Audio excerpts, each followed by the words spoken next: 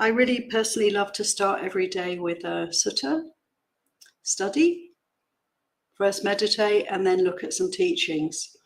And the attitude I have to the teachings is one of simply receiving and not trying to make anything of anything, but just to allow listening to the Dhamma and then see what can be gleaned from the teaching of the day.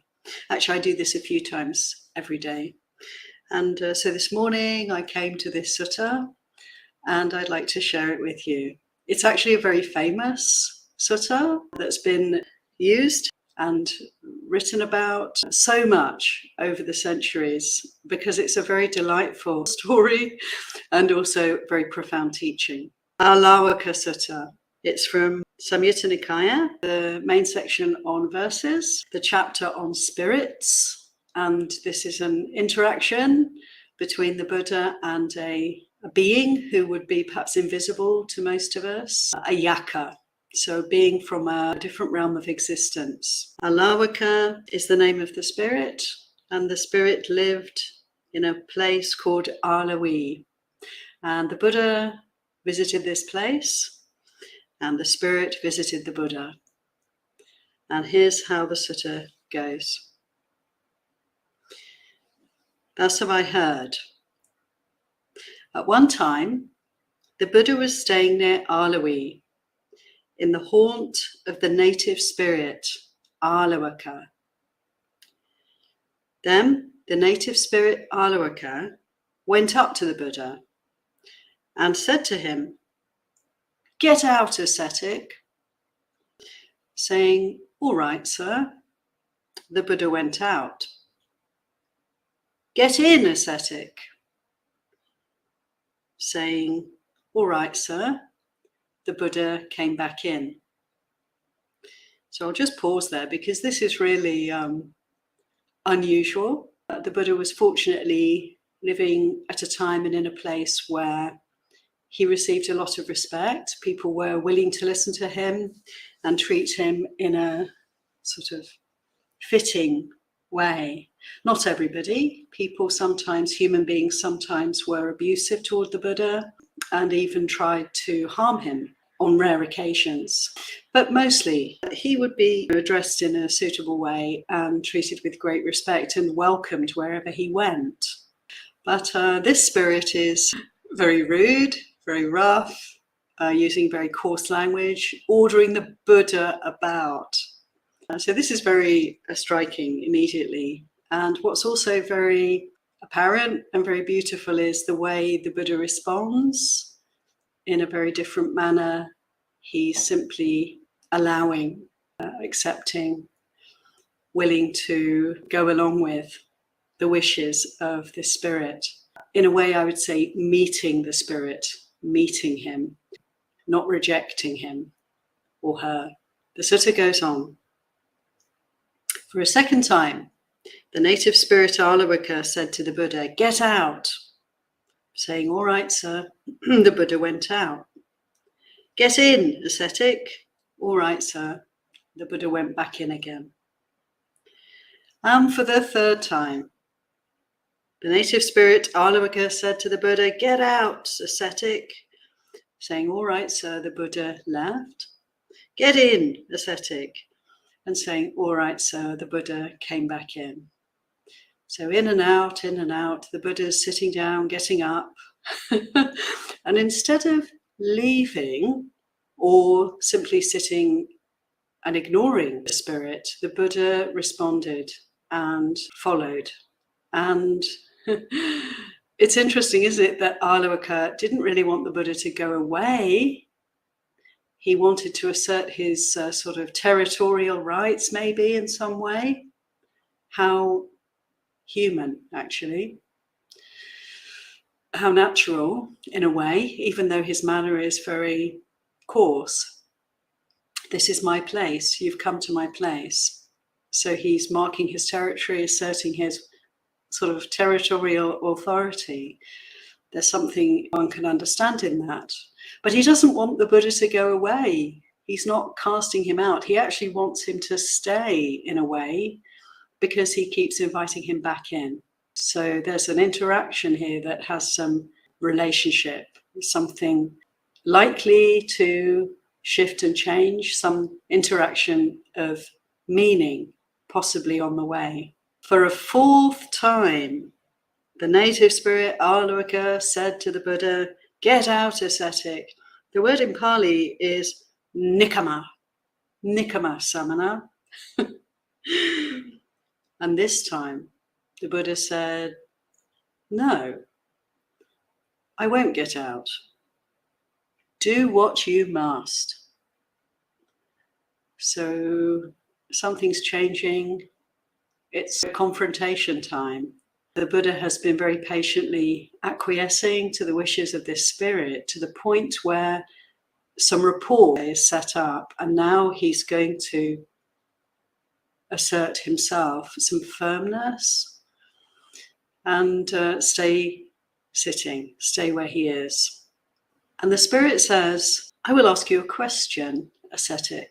If you don't answer me, I'll drive you insane, or explode your heart, or I'll grab you by the feet and throw you to the far shore of the Ganges." Āḷavaka's not calmed down. He's still very aggressively challenging the Buddha and trying to frighten him. The Buddha responds to this in this way. He says, "I don't see anyone in this world, with its gods, its maras and brahmas, this population with its ascetics and Brahmins, its gods and humans, who could do that to me. But anyway, ask whatever you wish." So perhaps this is an unusual experience for the spirit Āḷavaka to be doing his big, scary, threatening act and to have the human being quite comfortable, quite calm, quite peaceful, not afraid. So one could imagine this would be quite impactful for Āḷavaka. He is already wanting to engage. He wants to ask a question. And he's beginning to perhaps recognize that this is no ordinary person who's come to his haunt. This is someone very special. And this is an important opportunity for him. And as we're going to see, one could say perhaps all beings are seeking Dhamma, all beings are seeking peace, truth, happiness. We can see in this sutta how it doesn't matter in what realm you find yourself, in what situation, there is always this seed of search, of Dhamma inquiry. And so, Āḷavaka asks his questions, her questions, and it's really quite amazing now how the whole energy, the whole atmosphere changes, because these are the questions that he asks. What is a person's best wealth? What brings happiness when practiced well? What is the sweetest taste of all? The one they say has the best life? How do they live? And so now the dialogue begins, and the Buddha can respond with the Dhamma teachings. And this is what the Buddha says. Faith here is a person's best wealth. The teachings bring happiness when practiced well. Truth is the sweetest taste of all. The one they say has the best life lives by wisdom. So here we really have the entire Eightfold Path, in a way, laid out in these simple responses. The faith that gets us on the path, the willingness to develop right view, to gain confidence in the teachings, our best wealth. These are the riches that will not flow through our hands, will not be left behind, will not break, are not insecure, right? Faith is our greatest wealth. It's here. It's something one can grow. Confidence, saddhā, the willingness. It's not to believe in anything, is it? It's to test out the Dhamma, test out the teachings, test out whatever good advice we're given, and find out for ourselves how helpful, how effective, how useful. And then our faith can manifest, our sense of direction, and the confidence in that. Faith is our greatest wealth. And the Buddha said the teaching brings happiness when practiced well. How do we get happy? And this is the perennial question, isn't it? And what do we seek when we're seeking happiness? We're living in a materialist world where we are taught in ways subtle and unsubtle to find our happiness in things, in objects, in material acquisitions, possessions, the next model of this, that, or the other. And we search and we struggle and we try to acquire as much as we can to get happy, to be able to feel we've succeeded in some way, to be comfortable physically. And what is the result? For so many of us, we start to realize, oh, but this isn't really a sustainable happiness. I might be happy for a moment, even for a week, even for a year with my new house or my new car. And then that happiness fades away. Someone damages my new car, or I start to feel cramped in my new spacious house and want a bigger one, and so forth. There's an encouragement to want more and more. And the wanting itself has the nature of growing. The more we want, the more we want. And so we start to recognize that happiness is not to be found in this material realm, don't we? Happiness is not to be found in samsara. There is happiness available to us. Where do we find it? And if we're fortunate enough, isn't it, to come in contact with spiritual teachings, with Dhamma, there we start to recognize is a place where we can start to feel the flowering of the heart into joy. The happiness that comes from within, that is not subject to change with external change, that isn't dependent on external conditions. We start to taste the sweet nectar of the Dhamma. And so the Buddha says, the teaching brings happiness when practiced well. And in this context, he's saying to Āḷavaka, isn't he, this teaching will bring you happiness if you pay attention and practice it. Truth is the sweetest taste of all. How beautiful. One of the meanings of the word Dhamma, of course, is truth, the way things are, reality, we could say. Reality is the sweetest taste of all. Truth is the sweetest taste of all. How interesting. And in this context, this spirit is playing games with the Buddha at the beginning. Go in, come out, go in, go out, come in. Playing games, not being genuinely honest. What he really wanted was an interaction like this. And all of this posturing and aggression and territoriality was not the real agenda at all. Truth is the sweetest taste. And it's very interesting to me how sometimes we sit, we meditate, and we feel like it's difficult because we're giving up so many things just in order to be still, to be willing to develop path factors such as mindfulness.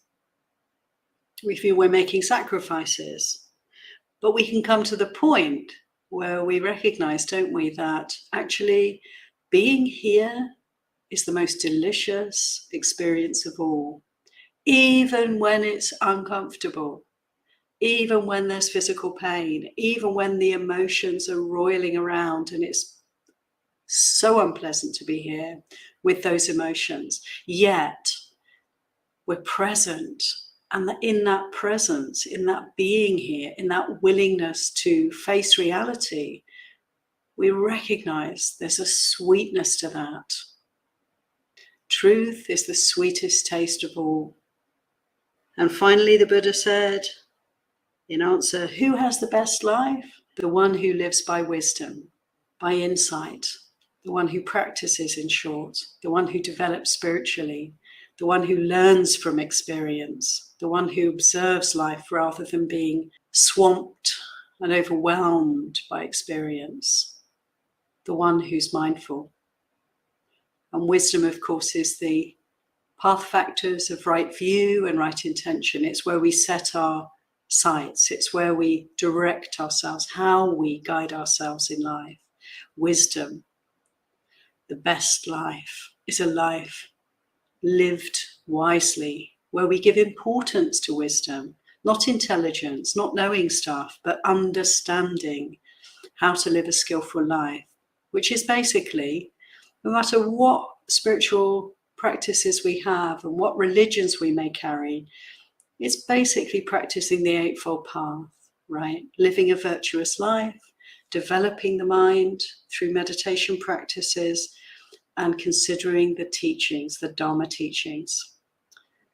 The best life, and how blessed we are that we have this opportunity to live the best life. Let's make the most of it. And now Āḷavaka is absolutely present with the Buddha and receptive and learning. And he asks some more questions. He says, how do you cross the flood? How do you cross the deluge? How do you get over suffering? How do you get purified? So his heartful questions come out now. Āḷavaka, the spirit who is suffering, who feels like he's flooded, feels like he's in a deluge, who's overwhelmed, and who's acknowledging that, and who's asking for help. How beautiful. This being who was ordering the Buddha about and showing his fierce, aggressive exterior starts to open up. This is the real being. This is the real inquiry. And how connecting is that? How true is that for all of us? How pertinent are these questions for each and every one of us? How do we cross the flood? How do we get out of the deluge? How do we get over suffering? How to purify? How to come out of this? The Buddha says, by faith, you cross the flood. By diligence, the deluge. By diligence, you come out of the deluge. By energy, you get past suffering, and you're purified by wisdom. So much there for us to contemplate. This is so rich. By faith, you cross the flood. So we can really see how all the sense of overwhelm, confusion, being immersed in suffering can actually be understood, and we can chart our course through these storms with these qualities. The Buddha's already mentioned faith as the greatest wealth. And now he tells us with this faith, with this confidence, with this willingness to open to teachings, open to the Dhamma, put the Dhamma into practice, we get to cross the flood. This is our way. This is our way to dry land.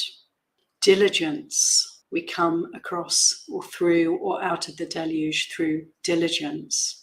A sense of discipline, right? A sense of being willing to keep coming back, to apply ourselves, to make this important, to give this priority, to give this path of practice the full importance that it deserves.